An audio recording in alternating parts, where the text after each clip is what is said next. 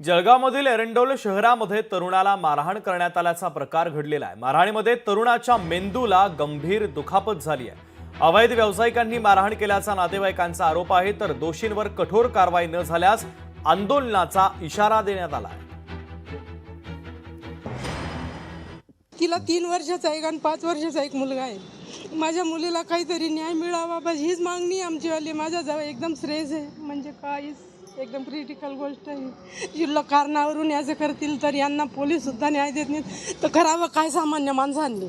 त्यांना काहीच अटक झाली नाही। संध्याकाळी घरी येऊन सुद्धा ते धमकी देऊन गेले बायांना। माणसं शेतात जातात, हे शेतकरी लोक घरी थोडीच राहतात कायम, बाया घरी एकट्या असतात।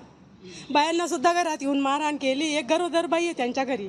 अमोल ड्युटीवरनं घरी आला असताना सकाळी 8 वाजता असं किरकोळ वाद काढला त्यांनी गाडी लावण्यावरनं, आणि अमोलला बाहेरच्या बाहेर पकडलं। घरी कोणी नसताना त्यांनी खूप मारहाण केली त्याला, आणि त्याला उचलून 2 ते 3 वेळा सिमेंट कॉन्क्रीट रस्त्यावर असं आदळून दिलं, आणि त्या आदळल्यानंतर त्याचा ब्रेन पूर्ण डॅमेज झाला आणि त्याची परिस्थिती एकदम गंभीर आहे। डॉक्टरांनी कदाचित नाही पण सांगून दिलेलं आहे।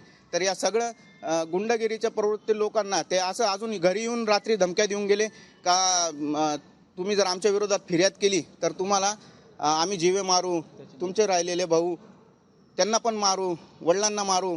आमची सगळ्यांची एक विनंती आहे, तुमच्या सगळ्या मीडियाच्या चॅनलच्या माध्यमातून आम्हाला न्याय मिळावा। हे शेतकरी कुटुंब आहे, गरीब कुटुंब आहे, यांनी आजपर्यंत कधी असं मारामारी पोलीस स्टेशन बघितलेलं नाही आहे। फक्त या गुंडगिरीच्या लोकांना आळा घाला, त्यांना पकडा आणि त्यांना कठोर शासन करा। लोकशाही मराठी ऐका, पहा, जागरूक रहा।